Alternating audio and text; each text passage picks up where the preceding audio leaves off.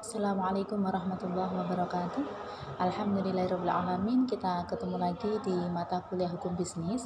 Setelah pada pertemuan sebelumnya kita membahas materi dari hukum bisnis yang berjudul terkait dengan apa yang dimaksud dengan hukum kontrak, kemudian bagaimana hukum kontrak itu bisa terjadi, kemudian sampai sebab hilangnya hukum kontrak seperti apa sudah kita bahas pada pertemuan sebelumnya yang sudah saya posting di slide PowerPoint di e-learning. Selanjutnya adalah kita akan melanjutkan materi yang masih terkait dengan hukum perikatan atau hukum kontrak, yaitu sebagai mahasiswa hukum harus tahu ya apa yang dimaksud dengan istilah MOU dan seterusnya. Oleh karena itu, mari kita awali pertemuan ini dengan basmalah. Bismillahirrahmanirrahim. Mudah-mudahan nanti bisa dipahami dan bermanfaat untuk kita bersama.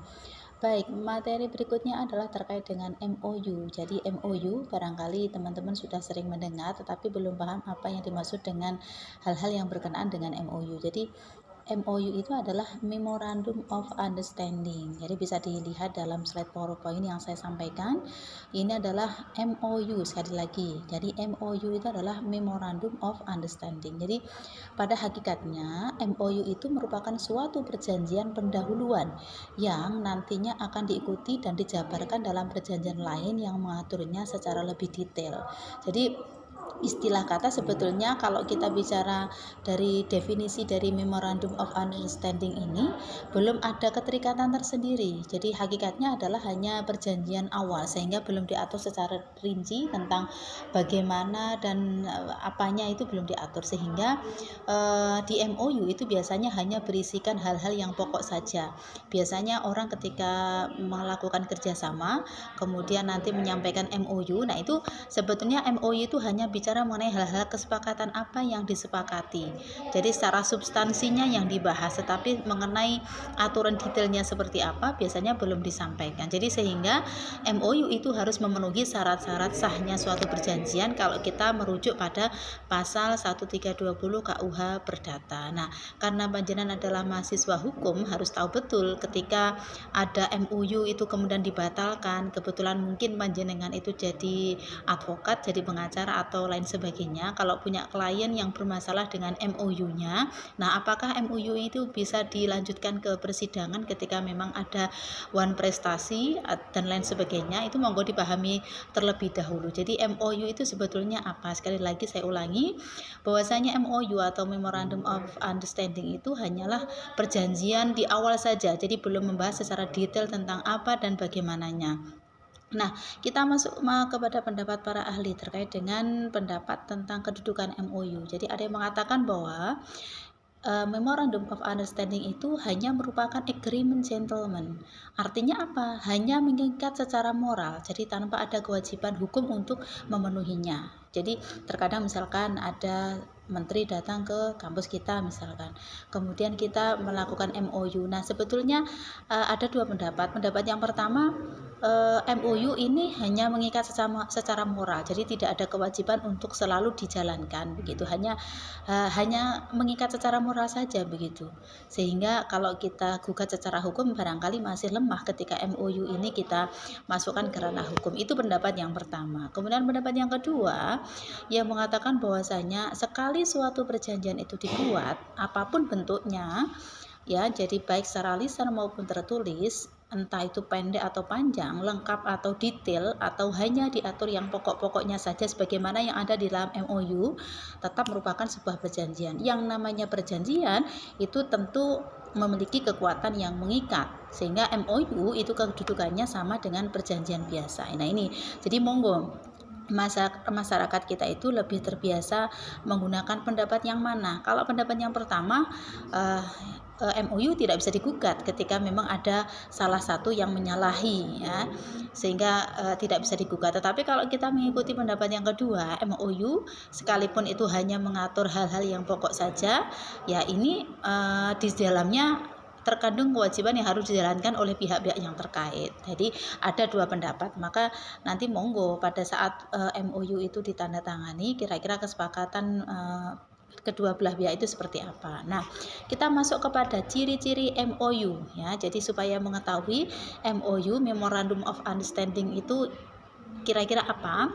Yang pertama adalah isinya ringkas ya. Jadi namanya juga biasanya perjanjian pendahuluan. Jadi isinya itu sangat ringkas sekali. Jadi seringkali hanya satu halaman saja, itu MOU. Jadi biasanya kalau ada menteri atau ada pejabat yang datang, kemudian biasanya instansi tertentu itu punya permintaan apa sehingga nanti ada MOU. Jadi yang namanya MOU itu kemudian tidak berlembar-lembar. Kalau berlembar-lembar itu berarti penjelasan yang lebih detail itu merupakan kelanjutan dari MOU. Kalau MOU-nya sendiri itu biasanya isinya sangat ringkas, kemudian biasanya hanya terdiri dari satu halaman saja. Kemudian kenapa Kak satu halaman? Karena memang MOU itu hanya berisikan hal-hal yang pokok saja. Kemudian kenapa satu halaman? Bisa dijelaskan pada ciri berikutnya, karena memang hanya bersifat pendahuluan saja yang nantinya akan diikuti oleh perjanjian yang lain yang lebih rinci. Oleh karena itu sekali lagi MOU hanya bersifat intinya saja. Jadi MOU kesepakatan apa antara pihak yang satu dengan yang lainnya berkaitan dengan bidang apa, tetapi detailnya nanti akan ada peraturan tersendiri yang mengaturnya. Kemudian MOU itu mempunyai jangka waktu ya. Jangka waktu berlakunya biasanya kisaran 1 bulan, 6 bulan atau 1 tahun. Jika waktu yang ditentukan tidak ada tindak lanjut dengan penandatanganan suatu perjanjian yang lebih rinci, maka kemudian MOU tersebut akan dianggap batal kecuali diperpanjang oleh para pihak. Nah, ini yang harus dipahami oleh panjenengan selaku mahasiswa hukum. Jadi perjanjian di awal itu harus ini ya. Jadi harus jelas di awal. Kira-kira ini nanti kalau memang terteranya ada durasinya, maka selama durasi itu masih ada, maka boleh dipertanyakan, boleh dimintai pertanggungjawabkan kepada pihak-pihak yang terkait. Tetapi kalau kita merujuk pada materi ini, ketika suatu perjanjian itu sudah kadaluarsa periodenya, maka MOU tersebut maka akan dianggap batal. Tetapi kecuali memang ketika kedua belah pihak yang terlibat itu menghendaki ada perpanjangan, ya monggo, sekali lagi dipersilahkan. Kemudian MOU sekali lagi itu dibuat dalam bentuk perjanjian di bawah tangan. Jadi tidak kemudian sampai bermaterai. Tapi kalau dibuat sampai bermaterai ini ya biasanya bisa digugat secara hukum. Jadi memiliki kekuatan hukum yang mengikat kalau bermaterai. Tapi kalau di bawah tangan itu ya saling ada unsur kepercayaan di antara kedua belah pihak. Jadi misalkan ada pejabat tertentu kemudian melakukan MOU apa, nah itu biasanya terkadang juga ada yang secara hanya formalitas semata, sehingga MOU di sini dibuat dalam bentuk perjanjian bawah tangan. Kemudian tidak ada kewajiban yang bersifat memaksa kepada para pihak untuk melakukan suatu perjanjian yang lebih detail. Artinya apa? Ketika MOU itu sudah dibuat, apakah nantinya dilanjutkan atau tidak, itu tidak ada paksaan gitu loh. Jadi misalkan kampus kita itu melakukan MOU dengan lembaga pengadilan, misalkan pengadilan apa. Lah monggo ketika memang ditindaklanjuti ada follow up-nya dipersilahkan, tetapi kalau tidak ada follow up ya kita tidak bisa memaksakan pihak-pihak yang terlibat dalam MOU tersebut, karena ini sekali lagi hanya MOU. Begitu. Itu kira-kira dari ciri MOU. Kemudian alasan mengapa MOU itu dibuat kaitannya dengan mata kuliah kita hukum bisnis, karena prospek bisnisnya yang belum jelas sehingga belum dapat dipastikan. Nah, ini biasanya para pelaku usaha, para pengusaha-pengusaha itu biasa membuat MOU. Kenapa kok didahului oleh MOU tidak langsung membuat perjanjian secara detail? Ya karena itu tadi, prospek bisnisnya belum jelas sehingga mereka hanya bisa memastikan secara intinya saja, tetapi secara detailnya bagaimana itu belum bisa disampaikan dalam sebuah perjanjian. Oleh karena itu mereka mencukupkan diri dengan membuat MOU. Kemudian mengapa cukup dengan MOU tidak membuat perjanjian yang lebih detail? Karena memang dianggap penandatanganan kontrak masih lama, karena masih membutuhkan negosiasi yang barangkali sulit antara kedua belah pihak yang terkait. Jadi masih dibutuhkan waktu berproses untuk lebih mematangkan kembali perjanjian-perjanjian yang kaitannya dengan bisnis. Nah, ini yang perlu dipahami oleh para pelaku usaha, terutama panjenengan yang basicnya adalah mahasiswa hukum harus mengetahui betul apa penting dan tidaknya MOU itu. Jadi karena dianggap masih kontraknya itu belum jelas, maka cukup dengan MOU. Berikutnya adalah alasan mengapa kita cukup menggunakan MOU, karena tiap-tiap pihak dalam perjanjian itu masih ragu dan perlu waktu dalam menandatangani suatu kontrak. Contoh lagi konkret ketika kampus kita kedatangan Kementerian Olahraga, kita kedatangan dari Kementerian apa kemarin Pemuda Olahraga itu ya. Nah itu tidak kemudian kita mengajukan MOU membuat proposal langsung ditandatangani, tidak gitu, karena memang pihak yang kita ajak untuk kesepakatan MOU itu tentu harus berpikir lebih detail, lebih panjang lagi terkait dengan poin-poin yang disepakati dalam MOU. Oleh karena itu cukup MOU aja dulu, karena kalau dengan MOU itu kemudian tidak ada sikap memaksa antara satu dengan yang lain. Kemudian MOU itu dibuat dan ditandatangani oleh para eksekutif dari suatu perusahaan, maka perlu suatu perjanjian yang lebih rinci yang dirancang dan dinegosiasi khusus oleh staf yang berkaitan. Jadi biasanya di MOU itu cukup ditandatangani oleh pihak-pihak yang ini penggedenya gitu. Oleh karena itu nanti para penggede itu kemudian menyerahkan berkas MOU itu kepada staf-staf yang terkait, nanti baru dipelajari, dikaji, dianalisis, sekiranya itu bisa dilanjut, maka akan ada peraturan yang lebih detail yang mengatur MOU-nya. Tetapi ketika memang dianggap cukup tidak untuk dilanjutkan, ya sudah, maka kemudian MOU tersebut dianggap batal. Nah, berikutnya adalah kita masuk pada tujuan MOU. Apa sih perlunya kita membuat MOU? Di antaranya adalah memberikan kesempatan kepada pihak yang bersepakat untuk memperhitungkan apakah ini menguntungkan atau tidak. Nah, tadi yang sudah saya singgung di awal bahwasanya perlu waktu ya, harus ada proses di antara orang-orang yang terlibat dalam sebuah perjanjian. Jadi dipikirkan dulu ini menguntungkan atau tidak. Sekiranya merugikan salah satu pihak, tentu pihak yang terkait akan membatalkan MOU-nya.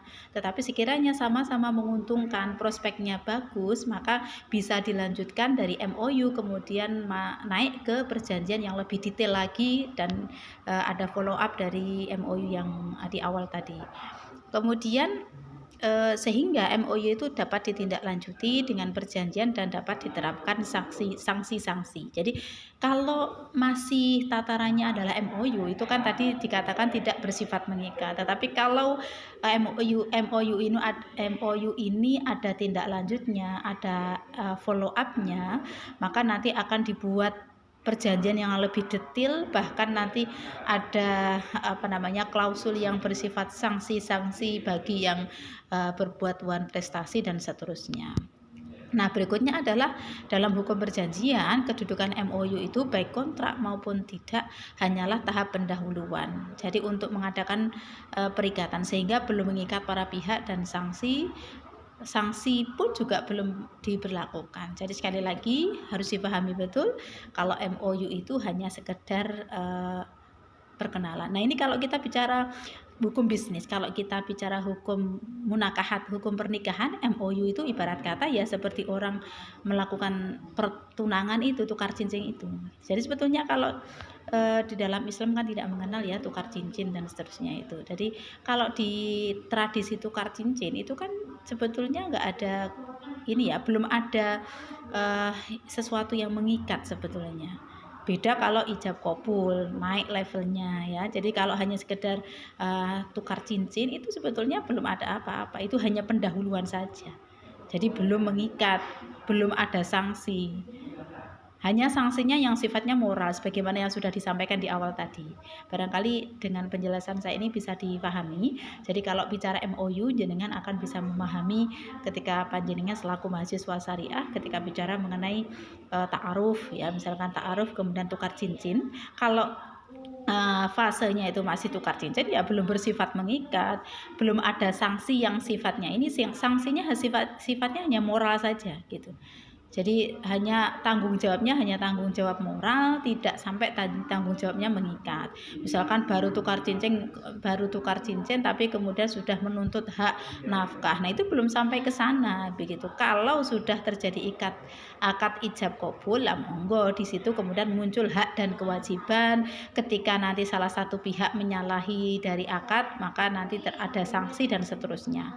Jadi itu. Jadi kalau kita bicara hukum bisnis, maka istilahnya MOU MOU, tetapi kalau dalam hukum munakahat contoh yang mungkin bisa memahamkan kaitannya dengan itu tadi ya, ta'aruf dengan tukar cincin dan seterusnya, itu monggo, itu sifatnya hanya pendahuluan. Ketika memang dari tukar cincin itu kemudian dianggap sama-sama cocok ya toh, kafaah, jadi monggo dilanjutkan naik levelnya ke ijab kabul. Nanti ijab kabul naik lagi ke resepsi. Nah, itu kira-kira seperti itu. Jadi MOU pun juga demikian. Kira-kira itu kaitannya dengan MOU, mudah-mudahan bisa difahami. Kita sambung untuk materi berikutnya.